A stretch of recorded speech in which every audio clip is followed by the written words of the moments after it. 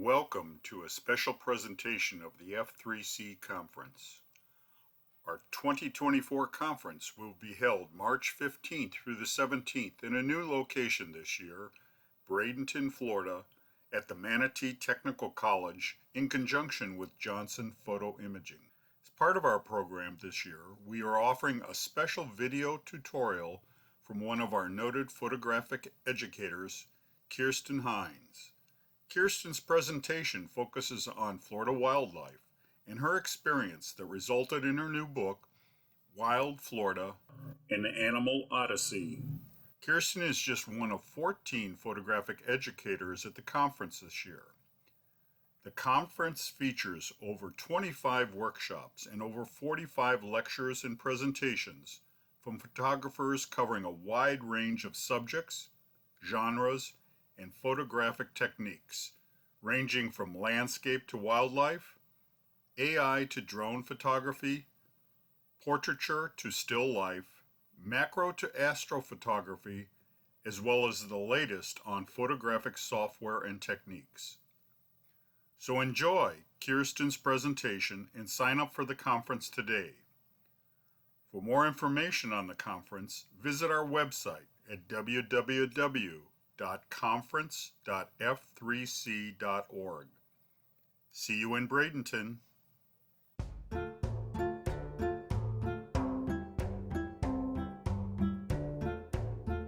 particular, thank you all for coming out in the horrible weather we have. I am freezing today, that's why I'm wearing my hoodie. Today we have with us Kirsten Hines. She is an award-winning photographer and naturalist. She's going to talk to you today about her new book that just came out and show you some of her amazing photography. And she actually has quite a few books out here for you guys to look at, and they are for sale if you want to purchase any at the end of the lecture today. So with that, I will hand it off to Kirsten. So much for braving the weather. I was driving over and I was like, oh yeah, I was like, this is gonna be, my car's getting buffeted across the bridge. I'm like, oh, nobody's gonna show up, and I don't blame them. So thank you for giving me a room to talk to. I appreciate that. I'm going to be talking to you about Wild Florida, An Animal Odyssey, which is my book that just came out in November, so it's brand new. And I wanted to start by talking about where this book actually came from. And it actually started with this book, which was called Attracting Birds to South Florida Gardens. And it is a wildlife reference. So I started my life as a little girl knowing I wanted to work in nature, but not sure how I was going to make that happen. And so when I grew up, I thought, I'm going to be a biologist, because biologists spend all their time outside, right? No, if you become a really good biologist, guess what? You get stuck in the lab and your students go do the fun stuff. And I was like, oh yeah, no, that's not happening. So I finished my master's degree. I went out to travel around the world. And as I was leaving, my friends gave me my first ever camera. And it was this tiny little digital point and shoot. But I realized I loved it, and I loved that I was looking at the natural world in particular in a totally different way, and I was looking for more details, and I was engaging in a different way. And I realized, you know, I've always been a writer. I never thought about it as a career, but what if I was able to pair writing and photography to become a storyteller about the things that I love and care about, which is biology, the natural world, animals. And so that's really where this book came about, and it was all about how to bring nature back into the city, and it's a theme that I also carry on in this book. But the other reason this really is the precursor to this book is because, you know, several years after it came out, I was at a Florida Native Plant Society conference selling my book and selling my photography, and the editor who had acquired this book came over and she said, you know, I just love your photography. I would really like to publish another book by you. Would you be willing to pitch us an idea? And I was like, well, sure. And you know, up until that point, most of the things I had photographed were birds. And so I'm thinking, okay, what kind of a bird project can I propose to her? And then she said, but no birds. We just acquired a bird book, so we don't need another bird book. And I was like, oh, okay. So I went home, I did a little bit of research, and I quickly realized that there was no comprehensive good photography book on Florida's wildlife that covered everything and really made the natural history of Florida accessible to the general public. And I feel like largely people think of Florida as being just this tropical state, and we have a lot of alligators and we have a lot of wading birds, but that is about as much as people think about it. And I will confess that when I started this project, I too was kind of in that camp, not intentionally. I was like, I've worked as a biologist and a photographer here for nearly 20 years. Surely I've already got what I need. But what I didn't realize is how different North Florida and Central Florida were. And also, what I didn't realize was how much harder it was to photograph mammals than birds. I had always been very opportunistic about my mammal photography. But it turns out, you can't have a book on Florida wildlife without a Florida panther and a Florida bear. You have to have them. So I quickly realized, wow, this is going to be a lot of work. So I had originally proposed 1 year. I'll have the book ready in a year. And then here we are 5 years later. And what I discovered was I had to spend a lot of time hiking trails, and then for the mammals in particular, my Jeep as a blind. And I would get places where I had done my research, I knew these animals were going pretty regularly, and I would arrive way before sunrise, I would roll all my windows down, and I would just sit for hours on end, quietly. Can't look at your phone, can't listen to music, you just have to keep watching the bushes, because if you stop, that is exactly when the panther's gonna sneak by. So it ended up being a lot harder project than I thought, including some trials and tribulations that I did not anticipate. This was in the Panhandle, and on my map it said, this is a road, and you're almost at the highway on the other side. And I'm looking at it and I said, well, it looks a little bit dodgy.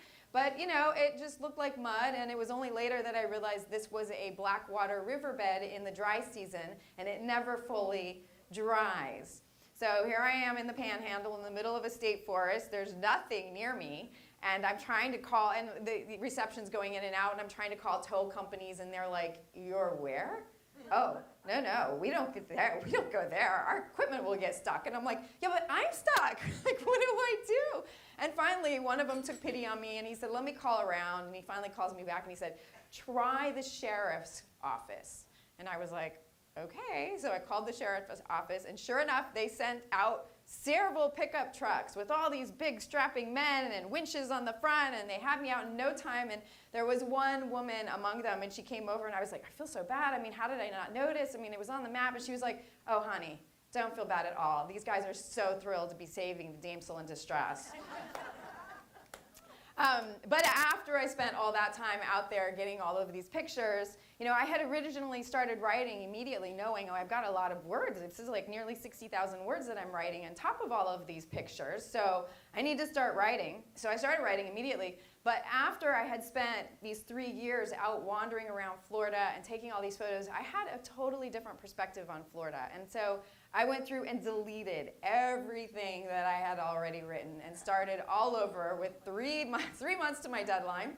And also I decided I wanted a different approach. When I first started writing it, I was trying to write it creatively, but it suddenly occurred to me, I was like, I need to take people into the field with me. I need to write it in a way that feels like you're coming with me. You're seeing what I'm seeing. You're experiencing what I'm experiencing.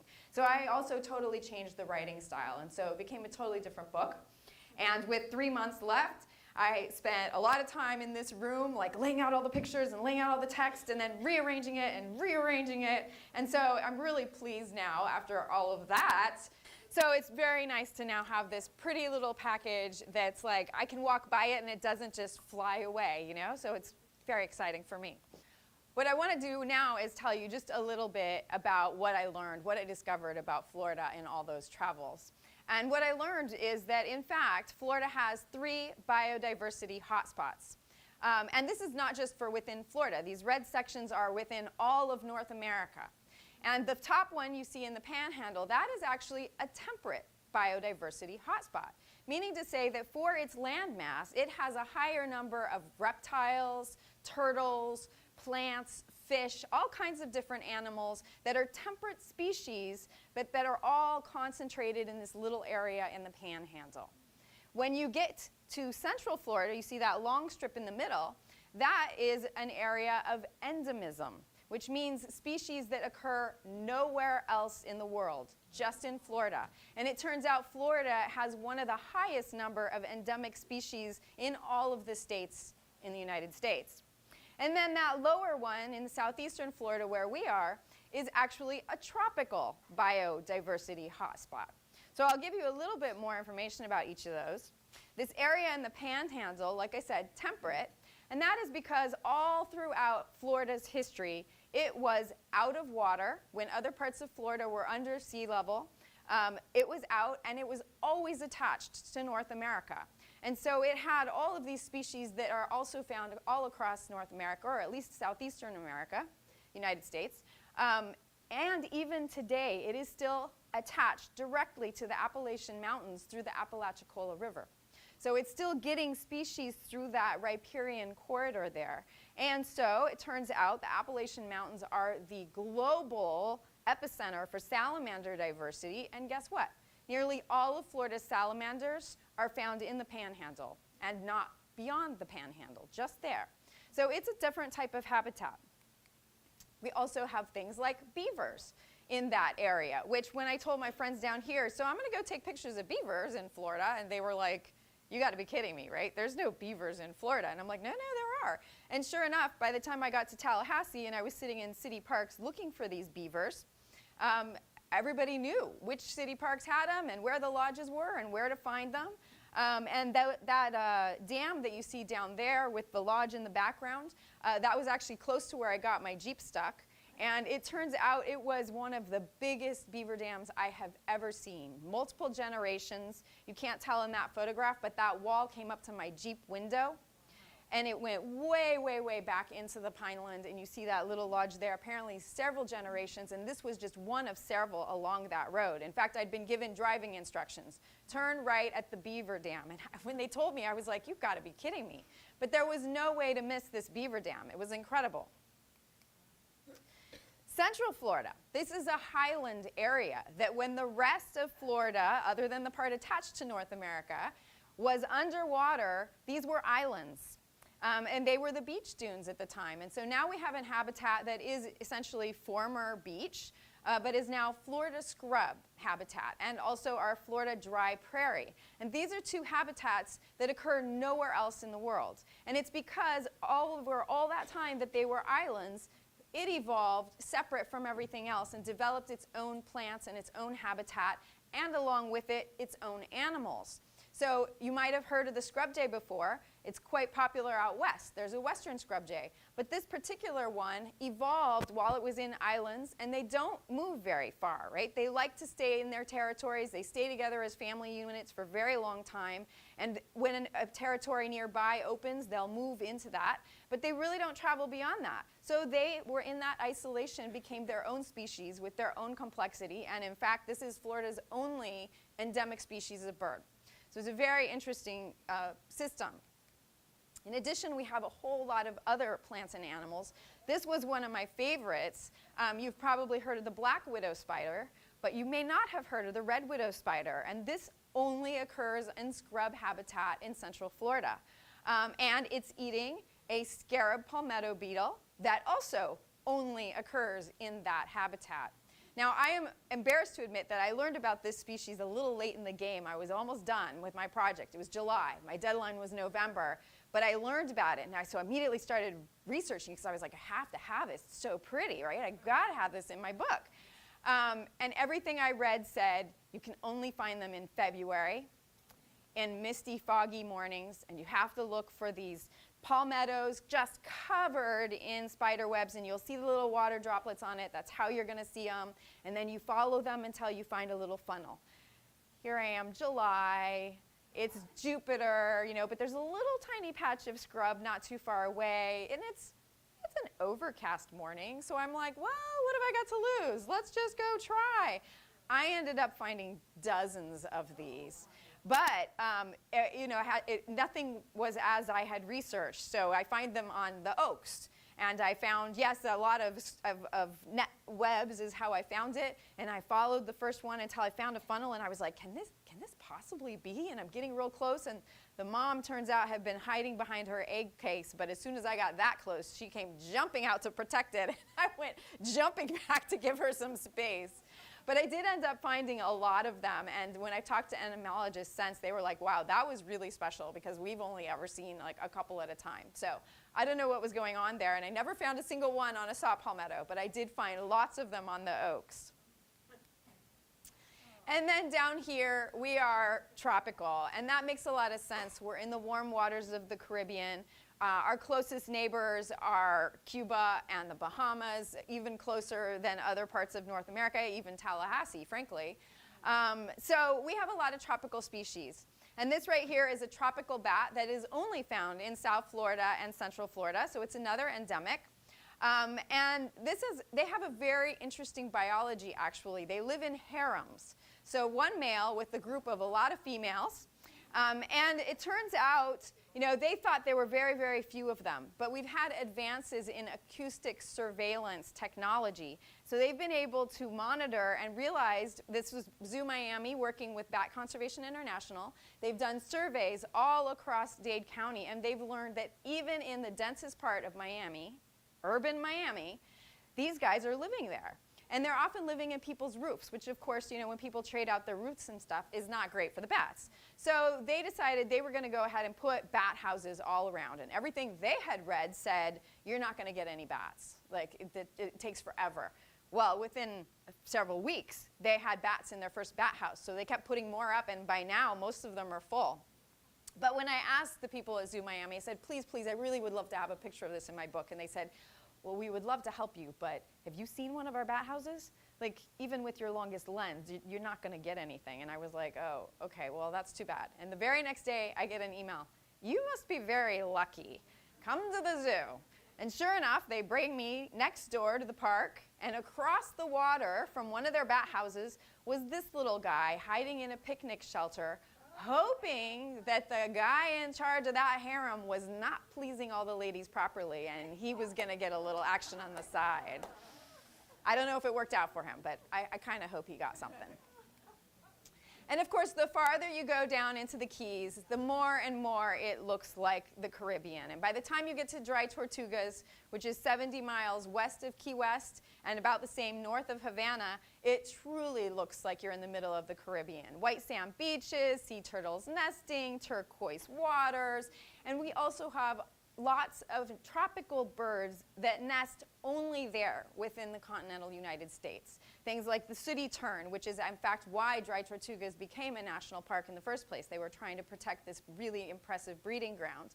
And also masked boobies that you see sitting up there in front of the fort. And frigate birds. There are many, many birds that are only found there. And in fact, if you go during spring migration, it is a hot spot for bird watching because it's on the pathway of two different migratory pathways. And birds, if they get really tired, this is where they stop for a break. So it's a very impressive place. So as you can imagine, with all that biodiversity, right, there were a lot of animals to choose from. So I ended up including about 100 of them in my book with individual animal essays. And I want to give you a sense of what that is. So I'm going to read you part of the essay I wrote about the American crocodile. American crocodile. Stars spray across a moonless sky, the only visible light for as far as I can see. Wind whips across my face, and I hear splashing against the boat's sides, but even our wake is lost to darkness. I squint ahead, struggling to see the inky islands the helmsman so deftly swerves to avoid as we reach Madeira Bay in the Everglades. It feels like a maze to me, but the driver steers directly to our destination. I step to the bow as the boat slows, grabbing a line and switching on my headlamp as I hear sand scrape across the bottom. I'm about to jump into the shallows when I notice a glint of red glowing in the water. I turn and find an American crocodile gazing into my light. That should be Mom, my colleague observes.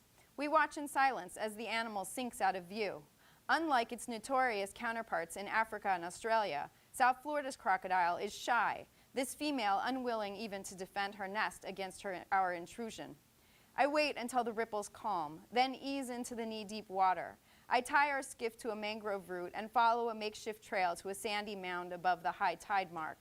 The mound remains intact, eggs safely buried within, unharmed by floods or raccoons, but apparently not yet ready for Mom to free the hatchlings we'd hoped to find, mark, and measure. The numbers from this particular nest will be added another day, but the cumulative story from over a quarter century is a positive one. So, well, thank you. I appreciate that. So most of the animals in the book are native species. However, as you know, living in Florida, we now have lots of non-natives. And in fact, we now have more species of non-native lizards living in Florida than we have native lizards living in Florida. So non-natives are very much a part of our fauna today. And I really wanted this to be a snapshot of what does our wildlife look today. So I couldn't ignore the non-native species. I did include several. But I also have included these bigger conceptual essays, right? What is it to be native? What is it to be non-native? And how did they get here? Those kinds of questions I tackle in these bigger essays. And of course, most people think of non-natives as being really, really terrible. But in fact, some of them are neutral. These guys, of course, are our worst invaders. They are the poster child for non-native invasive species that have been really destructive. And in fact, the data is definitely there. They have really had a huge impact in the Everglades. Most of our small mammals are gone because of them. And you know, it's a problem that's not going away. And I now know that firsthand because I got to be the artist in residence at Big Cypress National Preserve. And as part of that, I got to go out with their research group. And they're trying to look at ways, I know you've probably heard about the python hunters and everything, but most of them are on the levees where it's easy to drive and put your vehicle, right? But the snakes are well beyond that. Where they're probably doing the most damage is deep into the Everglades. And so this group was trying to research, are there things that we could do in these more remote areas to try and manage their population? And so this female that you see in the upper corner, she was record-breaking at the time. I'm sure it's been shattered now, but at the time she was a record-breaking female. They had her in a box with holes drilled into the side so that her pheromones, or essentially her perfumes, could get out while she was in breeding season and attract males. And the snake that you see in the lower corner was a male that had come and they had found it and they had put a radio tracker in it. And so they were kept monitoring this area, and every time they'd find a new male, they would put a radio tracker in it. And they were interested in seeing how long were they there, how long were they staying, how far were they coming from. So was this a tool where we can go catch a whole bunch of males at once if we do this? That male, they were actually trying to show their research program to a senator's office. And so they had a whole bunch of dignitaries there, and I got to tag along and take pictures. And so there were about 20 of us in this group. And we walked around. We could hear the beeping. We knew we were really close, but it took us about 20 minutes before someone finally said, wait, is that something under the water? And sure enough, this guy was wrapped all the way around the trunk under water. And he stayed there for half an hour while 20 of us stood in the water not very far away from him. He did not move. The only way I got this picture is because I waited for everyone to leave and stayed there. And then finally, he just put his nose up long enough to take a breath and disappeared again. So this is a veritable predator that's very, very hard to deal with. And in fact, you know, it turns out they've evolved for this type of habitat, a tropical wetland, in Asia over millions of years. Meanwhile, the Everglades was only formed a few thousand years ago. And so for our wildlife, which are temperate species that have come from the north, it was a novel new thing. They'd never dealt with a tropical wetland before. So in fact, this snake is better adapted to the Everglades than our species that were already there. And that's part of the challenge. So of course, this is an example of a really, really bad non-native. But not all are that widespread or that impactful. This is a population of vervet monkeys that has been living in the little park and go outside of the Fort Lauderdale airport for several decades now. They escaped from a facility, their population has remained about the same size, and frankly, they're probably not harming a whole lot. They've just been living in the mangroves there and come out to hang out on the cars during the day. And of course, living down here, we all know that Florida has a whole lot of tropical species. So I talk about where our tropical species come from. And you know, a lot of them came either by air, by swimming, or in the case of snails or reptiles, they may have rafted, especially during storms. This little snail is only found in South Florida and Cuba, so it's very likely that one was on a log during a hurricane that washed over here, or probably more than one, to become established. But they got here on their own, and most of our tropical species are like that. They either flew or swam, or are little animals that probably could have gotten blown or rafted across. And then our temperate species came from the North America and overland worked their way into Florida. So this is an eastern fence lizard. It only gets into north and a little bit of central Florida. But it is widespread across all the way into the Midwest, Northeast, into the South, and it's very widespread, but it would have walked in. And so most of our temperate species are things like the bears and the raccoons and the foxes, and these are things that would have walked in. And the beauty of Florida truly is that we are blended. I put in my essay about blended that it's like a temperate tropical quilt laid across the peninsula. There's no one place, even in the Panhandle, that you can say, oh, it's very temperate there. Everything's temperate. No, it's not. There's a flamingo up there right now, frankly. And same thing down here, right? We still have raccoons, you know. We're not just tropical. They're not just temperate. And so this is a good place to demonstrate that. This spot right here that I took this picture is called Blue Spring State Park. It's in Central Florida. And during the day, I got to watch tropical manatees fill the waters. And at night, I got to watch temperate fireflies fill the skies. Believe it or not, Florida is the highest diversity of firefly species in all of the states. I did not know that before I started this project. And the Panhandle, which is a really great place for these pitcher plants, temperate pitcher plants, I got to watch tropical insects landing on them and hanging out on them. So it's a green-linked spider over there that is actually makes a living hunting all the insects that are attracted to the pitcher plants. And of course, the pitcher plants are there trying to attract and kill the insects. So it works for both of them. And even our monarchs are a display of how blended our state is. This is a picture from St. Mark's National Wildlife Refuge right next to the historic lighthouse up there. And they're part of the North American migration. So if you go up there in October, you can see hundreds of monarchs on their way getting ready to go across the Gulf of Mexico. Down here, we have monarchs that are here year-round. They never leave. And you know, people used to not pay attention to it, partly because it was really confusing. They're like, why are these butterflies down there and not moving? I don't know. But nobody paid much attention to it because the migration was really the impressive thing and what everybody cared about. But now that those numbers are declining, they've started looking at South Florida and they're like, wait, are you stealing the migrants? But in fact, this has always been part of the system, and they have populations that are sedentary all across the Caribbean. So it's not unusual. And again, we're showing the extremes that happen both in the tropics and in the temperate North America. And of course, Florida wouldn't be Florida if we didn't have reserves. And right now, Florida's doing pretty well. We're at about 30%, which is there's 30 by 30 is one of the sayings that everybody's being encouraged to have 30% of land in protection by that time. In Florida, we're already there.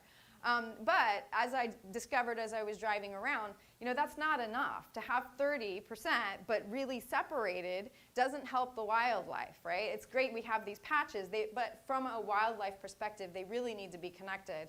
And so what you see there, the dark green patches on that map, are areas that are already protected. And right now there's a group working to create the Florida Wildlife Corridor, which will include and expand into all those light green areas to ensure that we have this wonderful corridor that goes all the way through the state, so our larger animals like bears and panthers can continue using all of this space. But these reserves are incredibly important. This is a species, the Cape Sable seaside sparrow, that only lives in Everglades National Park.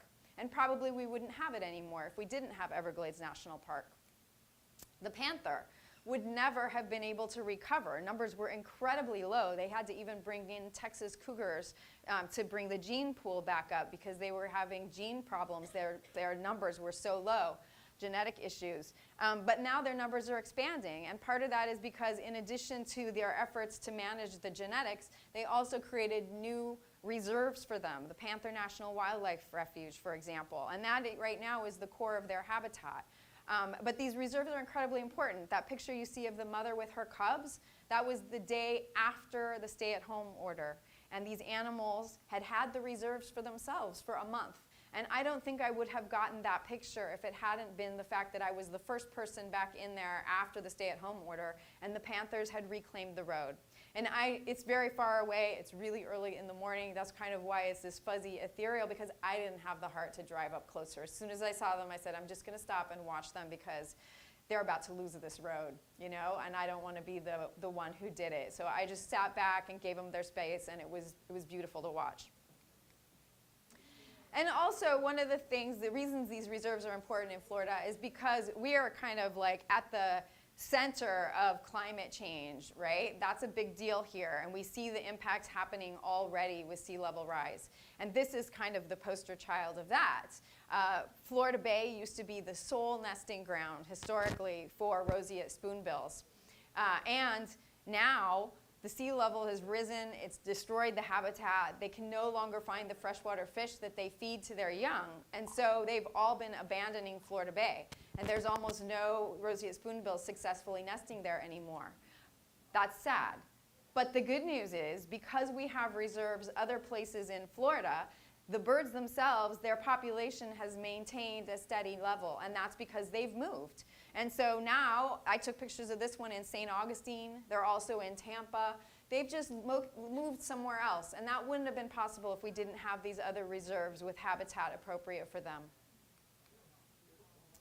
And from my perspective, the real hope for Florida is coexistence, right? My first book was about how do we bring nature back into the city. And this book also, I'm trying to encourage people to think about coexistence. And for me, bears ended up being the best demonstration of this. When I first started the project, everybody said, just go to Ocala National Forest, you'll get tons of bear pictures. And I was like, excellent.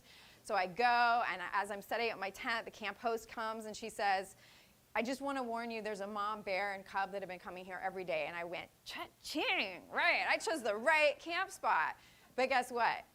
They never came.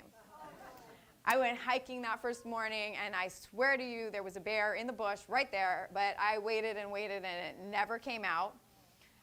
And so it ended up being 2.5 years of me trying to get bear pictures unsuccessfully. What you see up there is I had found one area where there were fresh tracks every morning, every evening, fresh tracks, and I was like, oh, I'm getting this bear. Totally getting this bear. I went out and bought myself as close to camo as I could find in there. It was like a remote area. I went and got cover scent. I even had to call my husband. I was like, okay, this is a little overwhelming. Do I want to smell like an acorn? Do I want to smell like soil? Or maybe fox pee? Is that real? Like, I don't want to smell like fox pee. So I settled on soil.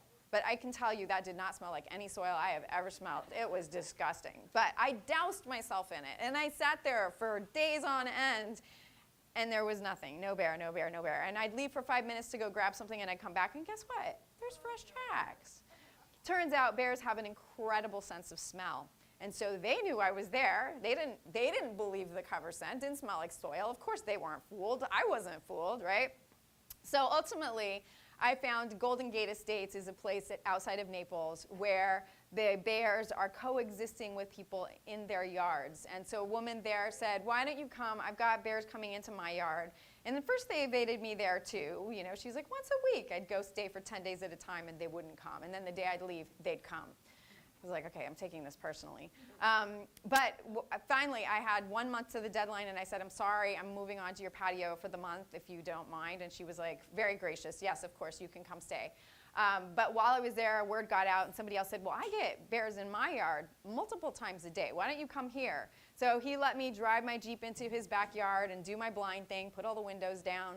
And the very first night, it was already dark, but a bear came out. And of course, I took hundreds of pictures of it because I was like, what if this is it? This is the only chance. And of course, they're all just black blobs, right? It was nothing I could have used. But the very next morning, I went really early, and a bear comes out. And within moments, I'm watching bears have sex in front of me, right outside my window. And I was like, oh my goodness. And several months later, I was able to go back to the woman's yard where she had a mother that later that same day she had called me, the mom's on her way, come. And she hadn't had her babies yet, but this was a few months later while my book was being reviewed. I got to change out some pictures after the review. and she was in the yard with her cubs, and she reared them there. And it was a beautiful example of coexistence. They had this wildlife-friendly yard. They didn't mind the bears. They didn't mind the cubs. And they were safely coexisting in the same space. And that's really the hope for Florida, because we are not going to not have people. But our wildlife is so incredible and so special, it would be a shame. And also, you know, everything that keeps those wildlife healthy keeps us healthy, too. We really rely on the same thing. So it's important that we keep Florida in a way that the wildlife survives, because that means it's also healthy for us to survive. And of course, people actually make a big difference, not just in allowing wildlife in their yard, but there are some species that would be extinct today if it weren't for people intervening. The red wolf, in fact, there was a time we had the Florida wolf, and it was a black version of this. It was an all-black red wolf. But people were scared of predators, and so people killed off the Florida wolf. And the red wolf was on its way to disappearing when they finally intervened. And we still now have some. They've started a breeding population. They've been introducing them to St. Vincent Island, just off the Panhandle. So they wouldn't be here at all if people hadn't finally said, oh my gosh, they're disappearing, let's do something. Schaus's swallowtail. This is a butterfly that really only occurs from Biscayne National Park down into the Keys. And again, it was disappearing. There were almost none. And people intervened. They helped restore the forest. And they've been reintroducing them into the wild. Miami blue butterfly, another one that they actually thought was extinct and then was rediscovered on a dune. And they've been actively managing and trying to restore habitat and get their populations back up. Florida grasshopper sparrow is another one. In the central dry prairies, the prairies are disappearing. This is a bird that doesn't move very far. It nests on the ground. It would not be here today if people had not intervened to help them and to put numbers of them back out. Captive breeding programs are what have been keeping all of these alive. And some of you may have heard of the Miami tiger beetle. It's been at the center of the dispute around Miami Wild and them trying to destroy the pineland around the zoo. And you know, everybody, you might have heard, oh, but it's just a parking lot. But that just a parking lot is part of what's keeping alive this Miami tiger beetle that occurs nowhere else in the world, probably just that little parking lot. And also the bonneted bat that I showed you earlier. It's one of their major feeding grounds. And so, you know, again, without people, these things would disappear. They wouldn't be here anymore. So I also, of course, try to highlight some of the people that are doing that really, really important work. Because truly, we would have lost a lot of species if it hadn't been for people like this who have dedicated their lives to saving them. And you can actually be part of that solution as well. This is a little owl that I found on my way to yoga. I was walking down Coconut Grove, going from my house to the yoga studio, and this thing flopped out of the tree to my feet, and I was like, oh my gosh, and it's a busy road, and there's dogs walking, and I was like, I have got to try and figure out how to put it back in the nest. And of course, I couldn't find the nest, but I found somewhere high in the tree, and I tucked it away in what looked like a really quiet area. But you know, as I'm doing yoga, I was not at all meditative that day. I was like, that poor little bird, I have to check on it. So as I came back, I went and checked on it, and I found it dehydrated on the ground, looking like it was almost dead. And I was like, okay. So I brought it home and found a rehabilitation facility near me who accepted it. And they nursed it back. They trained it to catch its first mouse. And once it had passed its mouse catching test, they brought it back to my yard. So this was the fledgling owl, not quite adult, but growing up. They brought it back to my yard. They put it in a nest box. And of course, my yard is all native plants, right? Because I want to make a difference. I want to be part of that solution. And so even now, this is several years later, I can hear it hunting in the trees around my yard. That's something we can all do. Even if you just have a little patio with a pot and you can only put a couple plants there, if you put the right plants there, it will make a difference. And there are other things, you know, like you live on Key Biscayne. Think about lighting when sea turtles are nesting. How can you do things a little different to help the wildlife? There's a lot. I have an entire list in my helping section on things that are pretty easy to do on just a daily basis that can make a big difference if everybody's doing even just a couple little things. So you too can be part of the solution and keep Florida wild. And my last one is a little section on reflections, and I'll read you the last paragraph from that, and it's just kind of my hopes and dreams for Florida. I've experienced firsthand what life is like without nature, and it's not pleasant.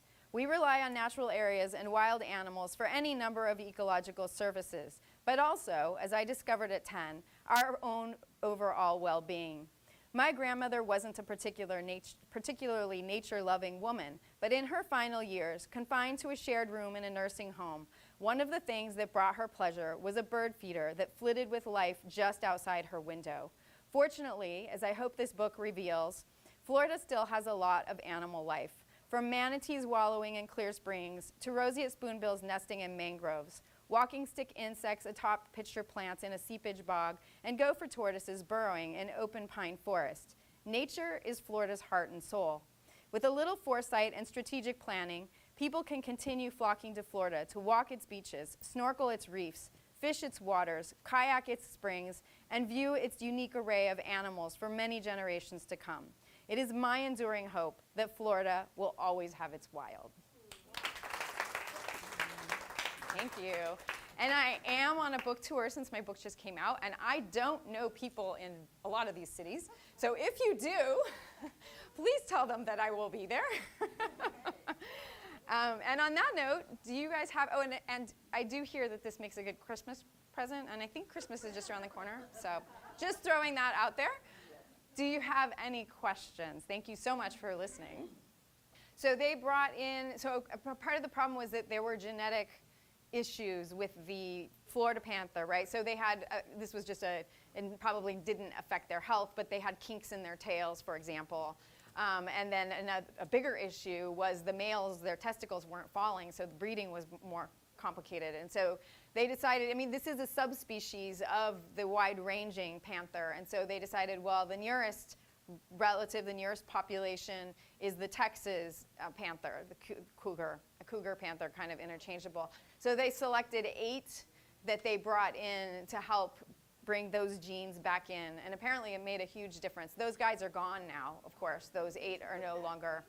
I don't remember if they were trapped or if they died out or some combination thereof. But yeah, those 8 are no longer in the population. But the gene influx that came from that was enough to support them and get rid of those genetic problems that it's not uncommon when you have, they call it bottlenecking, when you get the whole gene pool and then it kind of just a little bit is left. It's not uncommon. In fact, the red wolf, by the time they saved it, the gene pool also was quite small. And they've recently discovered what they're calling phantom populations of hybrid coyotes and red wolves. When there weren't enough red wolves left, they were starting to hybridize with coyotes. And they've just found some populations along the Gulf Coast that are mostly red wolf. Actually, they have coyotes in them as well, but they're mostly red wolf and include genes that are not in the red wolf population. And so they're now trying to get that into the captive breeding population to restore those genetics. Oh, yeah, rabbits is a very big one. It used to be you would drive, especially rabbits, deer, even cotton mice, you used to be able to, hispid cotton rats, you used to be able to see them popping up and down as you drive by, and now you really just don't. And part of the concern also is, like, now that there's so few mammals left, are the pythons going to shift to wading birds and start decimating our wading bird populations as an alternative food source? So, yeah. Can you tell us about the Key deer, yeah, I definitely covered key deer. So what's interesting about deer, it turns out we've had several different introductions of deer over time, and we essentially have the tropical ones that kind of got here first and evolved the longest down in the south and became their own distinct subspecies, the key deer in particular, but they're actually related to the deer that you see in the Everglades. It's just that they've had longer to evolve into this very small deer. And there's limited resources there. They're living in the mangroves, which is a very unusual situation for deer who tend to prefer upland habitat.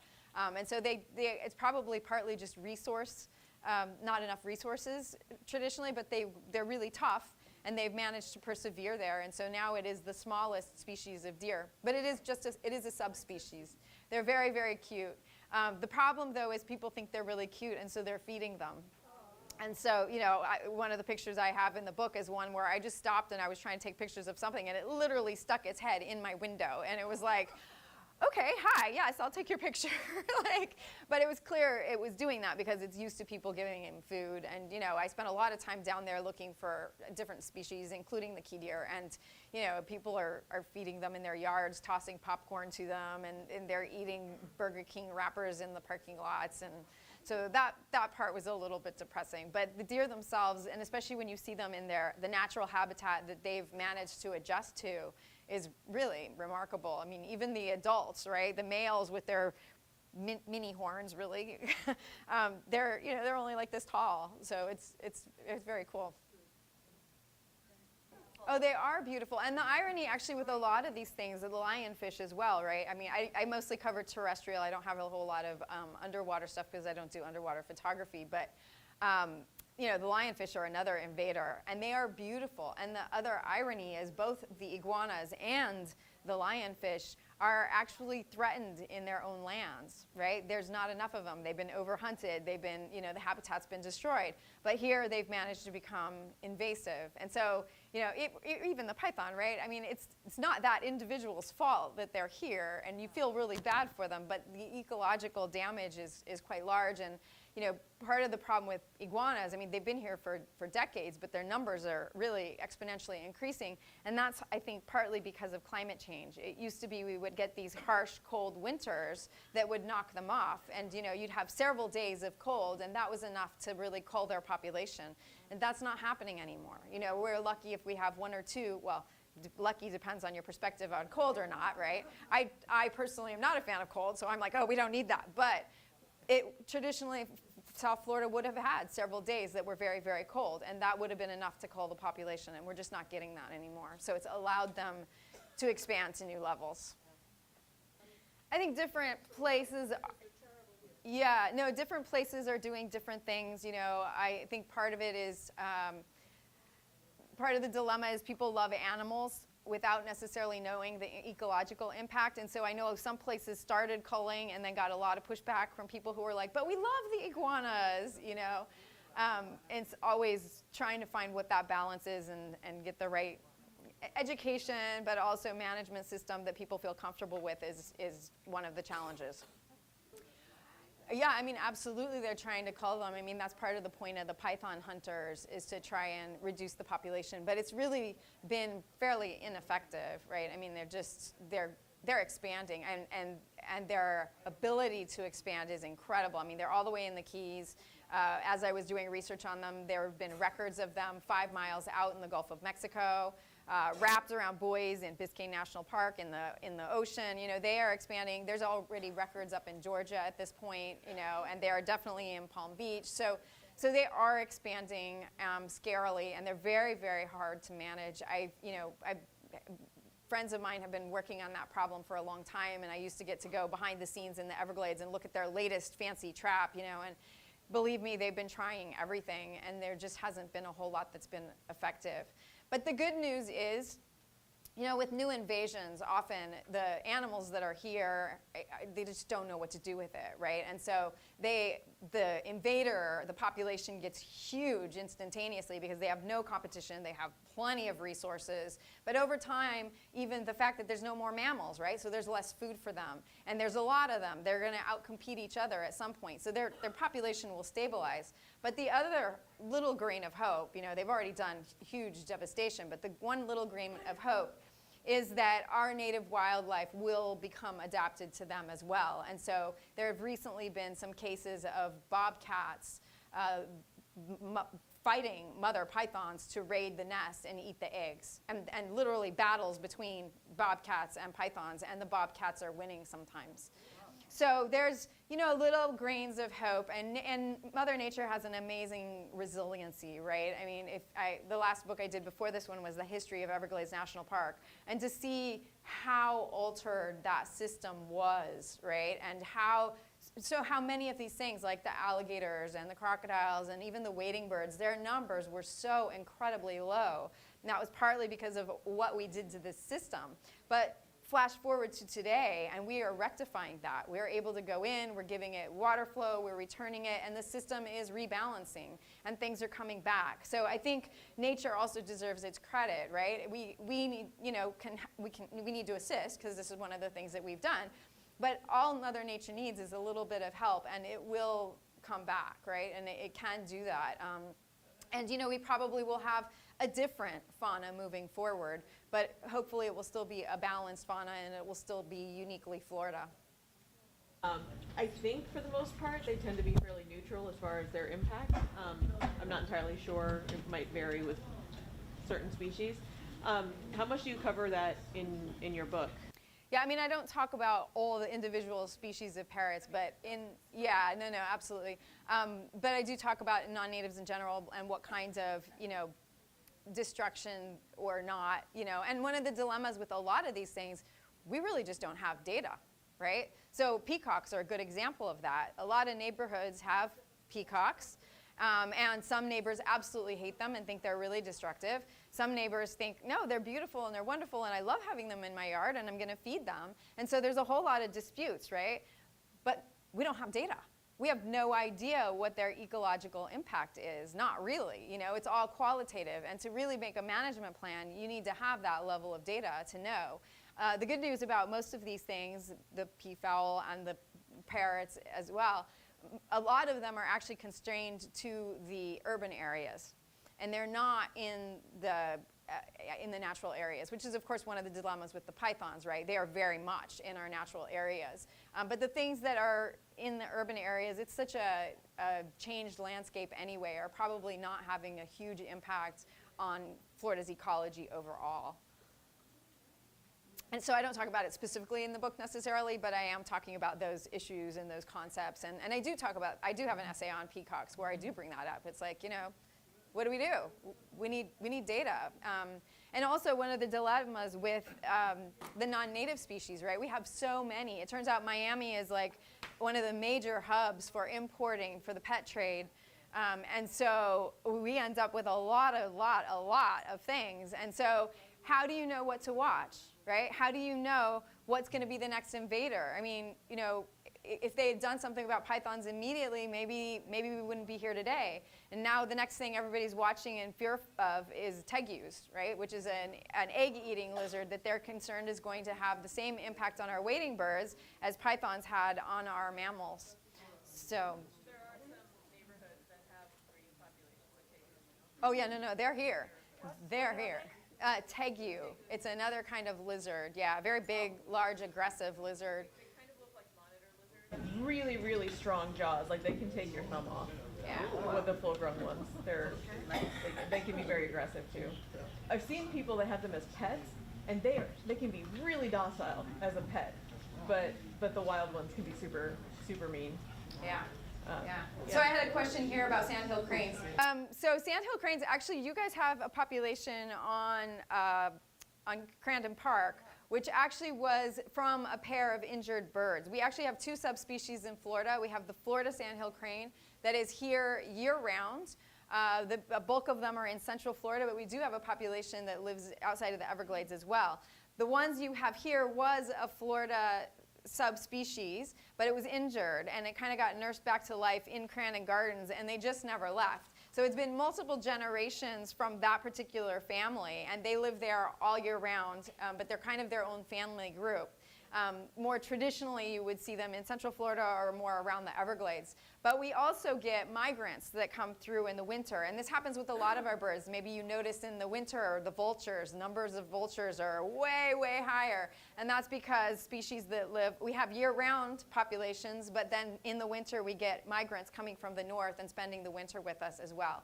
And that's what happens with the sandhill cranes too. We get much higher numbers in the winter because we get flocks coming from the north. I actually bumped into that original pair when they had their first babies. Yes. They had twins. Yes, I bumped into them once too, and I didn't even know they were there. And I was jogging in the back, and this bird comes at me, squawking and flying, and I was like, woo, okay. They're very large. Your space. Yes, they are very large. They're very large. For research, universities, whoever. I participate in, like right now is Christmas bird count, and all that data goes to the Cornell Ornithology Lab, and is actually open for any researchers that want to use it anywhere. So I participate in that, but in general, I'm frankly a terrible counter, because I like to sit and watch, and I'm too much of a perfectionist. I want to count the exact number, And especially with large flocks of birds, you're supposed to just get, okay, this is the pattern and there's 5 here. How many do I think are here? I can't do that. I'm a terrible counter. So no, most of my stuff, unless I see like, a tag that I photographed, a lot of bands, they want data on that bird. If I have that information, I will submit it. I do participate in Christmas bird counts, but in general, most of what I'm doing is just kind of, learning and taking pictures and trying to disseminate that information, but not necessarily working with researchers. All right, well, thank you all so much. I will stay up here if you have any individual questions or if you want to look at books or, just chat. Thank you.